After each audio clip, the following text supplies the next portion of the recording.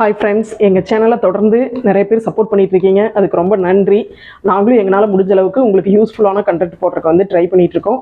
Okay, இன்றைக்கி என்ன பார்க்க போகிறோம் அப்படின்னா, மழை காலங்கிறதுனால எல்லாருக்குமே நார்மலாகவே சளி, இரும்பல் இதெல்லாம் இருக்குது. ஸோ அதை வீட்டில் நம்ம ஒரு ரெமெடி செய்கிறதுலையே எப்படி அதை க்யூர் பண்ணுறது அப்படின்னு தான் வெண்ணுள்ள ஒரு தலை ரசம், அதாவது எங்கள் வீட்டை சுற்றி இருக்கிற மூலிகை தன்மையுடைய தலைகளை வச்சு நாங்கள் ரசம் செய்ய போகிறோம். அந்த ரசத்தில் நல்ல நோய் எதிர்ப்பு சக்தி கிடைக்கும். என்னென்ன தலை அப்படிங்கிறத நான் உங்களுக்கு அடையாளமும் காட்டுறோம். நாங்கள் பஞ்சாயத்துக்குள்ளே இருக்கிறதுனால எங்களுக்கு அந்த மாதிரி தலைகளை ஈஸியாக கிடைக்கும். உங்களால் முடிஞ்ச அளவுக்கு எவ்வளோ கலெக்ட் பண்ண முடியுமோ அதை கலெக்ட் பண்ணி நீங்களும் அதை செஞ்சு பாருங்கள்.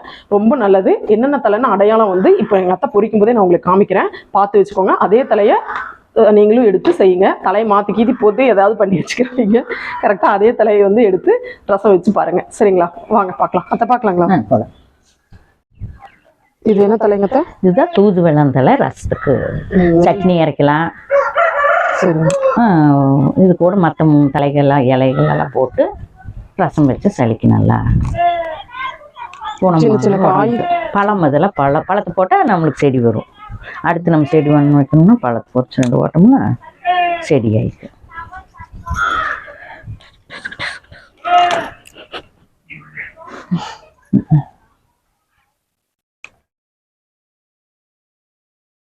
குப்பமேனி இலை குழந்தைகளுக்கு சளி பிடிச்சாலும் கசக்கி சூடு பண்ணி ஊற்றி விடுவாங்க.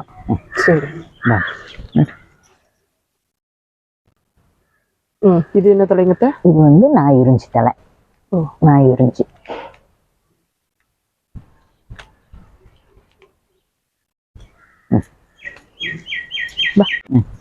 இது முஸ்முஸ்கந்தலை. சரி. இது சளி, இருமல், எல்லாம் உடம்பு வலி எல்லாமுக்கும் கேட்கும். இதை கஷாயமும் வச்சு குடிக்கலாம், ரசமும் வச்சு சாப்பிடலாம். ரெண்டுக்குமே இது நல்லது உடம்புக்கு. அந்த காலத்துல எல்லாம் இதுதான் போட்டு அப்பெல்லாம் வச்சு கொடுப்பாங்க எங்களுக்கெல்லாம். நல்லா கேட்கும். இது என்ன தலைங்கத்த? இது முடக்காத்தான் தலை. சரி சரி. இதையுமே இது கொஞ்சம் பொரிச்சு எல்லாம் அலசி போட்டுக்கணும். அப்படியே கைக்கு விரிங்க. இப்போ கண்டங்கத்திரி மட்டும் கிடைச்சா முடிஞ்சதுங்களா? முடிஞ்சது. தலை கிடைச்சிருச்சுங்க. இது கண்டங்கத்திரி. இலையில கூட முள் இருக்குது. இது கண்டங்கத்திரி, முள்ளு கத்திரிக்காய்னு சொல்லுவாங்க. இதுல இப்ப கத்திரிக்காய் வருங்களா? பெருசு பெருசா? பெருசா வராது, சிறுசா வரும். அது நம்ம குழம்பு வைக்கலாம். சூப்பரா இருக்கும். கசப்பு கொஞ்சம் இருக்கும், ஆனா நல்லா இருக்கும், உடம்புக்கு நல்லது.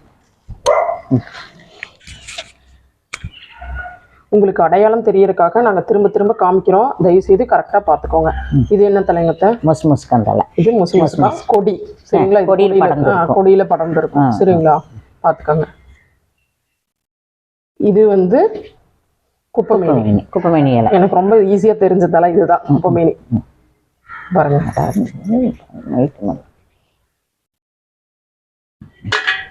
இதுங்கத்த? இது நாய் உறிஞ்சி. இது நாயிருஞ்சி. நம்ம சட்டையில எப்படி இது பண்ணோம்னா இதெல்லாம் ஒட்டிக்கும். இது பூவே பூத்துருக்கும். தெரியலினாலும் பார்த்துக்கலாம். பாருங்க எவ்வளவு முள் இருக்குன்னா, மேலேயும் முள் இருக்கு. கண்டங்கத்திரி. முள்ளுக்கத்திரின்னு சொல்லுவாங்க. இது முடக்காத்தான் தலை. இதுவும் கொடியில தான் வரும். இது கொடி. இது தூதுவளை. இது தூதுவளை. அந்த குட்டி குட்டி பழம் இருந்துச்சு, பழம் கத்திரிப்பு கலர்ல பூ இருந்துச்சு. தூதுவளை பாருங்க. 6 வகையான தலை இப்ப நம்ம எடுத்திருக்கிறோம். சரிங்களா? இது கூட என்னென்ன போட்டு இதை எப்படி பக்குவம் பண்றதுன்னு சொல்லுவாங்க, கேட்டுக்கலாம். இந்த ரசத்துக்கு என்னென்ன தேவைங்க? இந்த தலை ஃபர்ஸ்ட் அலசிட்டோம். இதை அலசும் போது மட்டும் நல்லா கையில் அலசிடாதீங்க, முள்ளு குத்தும். ஏதாவது நம்ம கரண்டியை வச்சு நல்லா அலசி எடுத்துருங்க. சரி. அப்போதான் நம்மளுக்கு கையில் எதுவும் படாமல் இருக்கு. அடுத்து பூண்டு, கருவேப்பிலை, வரமல்லி, ஜீரகம், குருமிளகு அதிகமாக வைக்கிறதுனால 2 வரமிளகா, வெங்காயம், சின்ன வெங்காயம், அவ்வளோதான். இனி இப்போ இதெல்லாம் என்ன பண்ணணுங்க? இதையெல்லாம் இனி எண்ணெய் ஊற்றி வறுத்து எடுத்துக்கணும். எண்ணெய் ஊற்றிக்கலாம். மல்லி, வரமல்லி, குருமிளகு, சீரகம், வரமிளகாய் சரிங்க. பூண்டும் போட்டு வறுத்துடணும்.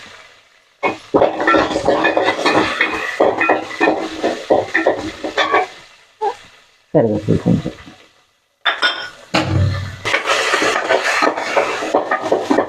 இது வந்து ரொம்ப கருவி விடக்கூடாது, நல்லா அளவாக பொன்னேரம் பண்ணுறோடனே வறுத்து எடுத்துடணும். அவ்வளோதான், வறுத்து வச்சு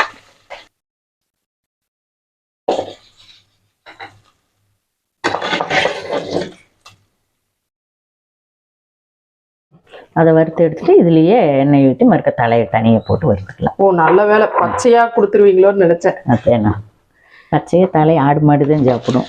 என்ன பண்ணுறது, பாருங்க மக்களே, ஆட்டுக்குட்டி மாட்டுக்குட்டி சாப்பிட்றதெல்லாம் நமக்கு செஞ்சு கொடுக்குறாங்க. பாருங்க இப்படிதான் எங்க அம்மா என்னடான்னா செலவு ரசம் வச்சு என்னை படுத்துறாங்க. எங்க மாமியார் என்னடான்னா ஆட்டுக்குட்டி சாப்பிட்ற தலையெல்லாம் வச்சு ரசம் வச்சு என்னை கொடுமைப்படுத்துறாங்க. மாமியார் கொடுமை. ஐயோ இங்க படுத்துற நிமிஷம்னால தாங்க முடியலையே. தலையை நல்லா 2-3 தடவை கழுவிக்கோங்க, ஏன்னா மண் இருக்கும், பார்த்து 2-3 தடவை கழுவிக்கோங்க.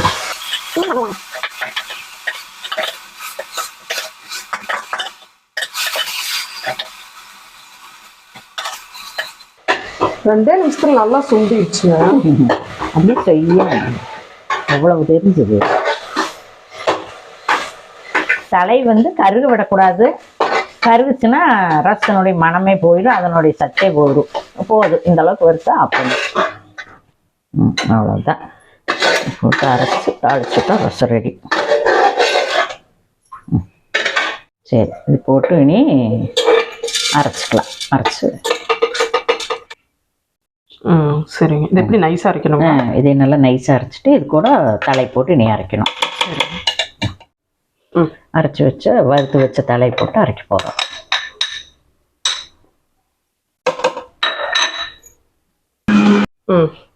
தலையை எல்லாம் போட்டு அரை விட்டாச்சு.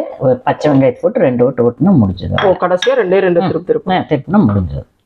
அரைச்ச தலையை அரைச்சதை வந்து தண்ணி ஊற்றி கலக்கி எடுத்து வச்சிருக்கிறோம். நம்மளுக்கு சாப்பிட்றதுக்கு எவ்வளோ தேவையோ அந்த அளவுக்கு எடுத்து வச்சிருக்கிறோம். சரி, இனி எண்ணெய் ஊற்றி தாளிச்சு விடுறது தான். சரி,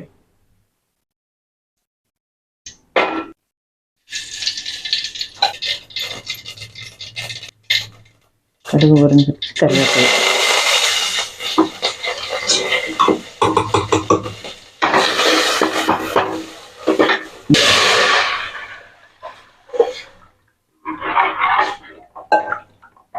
இப்போ கொஞ்சம் மஞ்சத்தூள் போட்டு கலக்கி விட்டுறலாம். அவ்வளோதான். உப்புங்க? உப்பு போட்டாச்சு, தேவைக்கேற்ற அளவு உப்பு போட்டுக்கலாம். பெருங்காயம் போட வேண்டியது இல்லைங்க. இந்த இதுக்கு பெருங்காயம் போடக்கூடாது.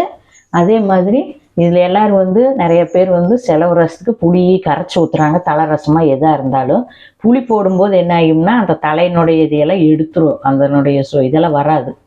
அதனால தலை ரசம் செலவு ரசம் எதுவாக இருந்தாலும் புளி வந்து கரைச்சி ஊற்றாம அப்படியே போட்டு விட்டுருங்க. அவ்வளோ போட்டால் போதும். போதும், இது போட்டாலே போதும். அதே மாதிரி தலை ரசம் செலவு ரசம் அப்புறம் இன்னொன்று கொள்ளு ரசத்துக்கெல்லாம் வந்துட்டு பெருங்காயத்தூள் போடக்கூடாது.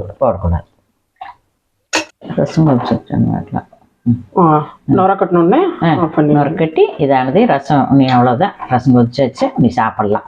ரசம் ஆகிடுச்சு, நீ சூடாக சாப்பாடோடு சாப்பிடலாம். ஓகே, எப்படி இருக்குன்னு சாப்பிட்டு காமிக்கிறேன். எல்லாரும் தயாரா இருங்க.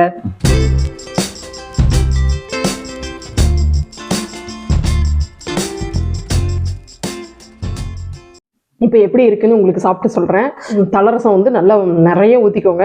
எங்கள் வீட்டுக்காருக்கெல்லாம் கொடுத்தா அவர் வந்து வட்டல் நிறைய ஊற்றிருப்பார், அந்தளவுக்கு ஊற்றி சாப்பிடுவார். நல்லா சளிக்கு செம்மையாக கேட்கும். குழந்தைகளுக்கும் இதில் வந்து தேங்காய் ஊற்றி, இதே ரசத்தை கொஞ்சம் தேங்காய் ஊற்றி கொடுத்தீங்கன்னா அவங்களும் சாப்பிட்டுக்குவாங்க. டேஸ்ட் வைஸ் சூப்பராக இருக்கும். அதுக்கு சைடிஷ் பார்த்தீங்கன்னா எங்கள் வீட்டில் ஆல்ரெடி அரவாரக்காய் பொரியல் காலையில் வச்சோம், அது இருக்குது. அப்பளம் வந்து செம்ம காம்பினேஷன் இருக்கும். அப்பளம் அப்புறம் வந்து சின்ன வெங்காயம், நிறைய டிஷ்ஷுக்கு வந்து சின்ன வெங்காயம் சூப்பராக இருக்கும். நீங்கள் சாப்பிட்டு பாருங்கள்.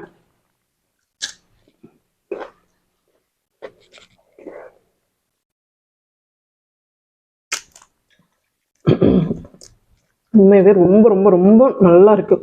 டேஸ்ட் வைஸ் ரொம்ப சூப்பராக இருக்குது. நல்லா சுருக்குன்னு வச்சிங்கன்னா நல்லா இருக்கும். அது இப்போ வேறு வெளியில் மழை பெஞ்சிட்டு இருக்கு, ரொம்ப டேஸ்ட்டாக இருக்கும். ரொம்ப சூப்பராக இருக்குது. வீடியோக்காக சொல்ல உண்மையாகவே ரொம்ப நல்லாயிருக்கு. நீங்களும் ட்ரை பண்ணி பாருங்கள். இதே மாதிரி நிறைய டிஷ் வந்து எங்களால் எவ்வளோ தூரம் நல்ல கண்டென்ட் போட முடியுமோ அவ்வளோ தூரம் நல்லதாக போடுறோம். இதே மாதிரி வீடியோ உங்களுக்கு தொடர்ந்து வேணும் அப்படின்னா மறக்காமல் நம்ம ஓஸ்டர் சேனலை லைக் பண்ணுங்கள், ஷேர் பண்ணுங்கள், சப்ஸ்கிரைப் பண்ணுங்கள். தேங்க்யூ.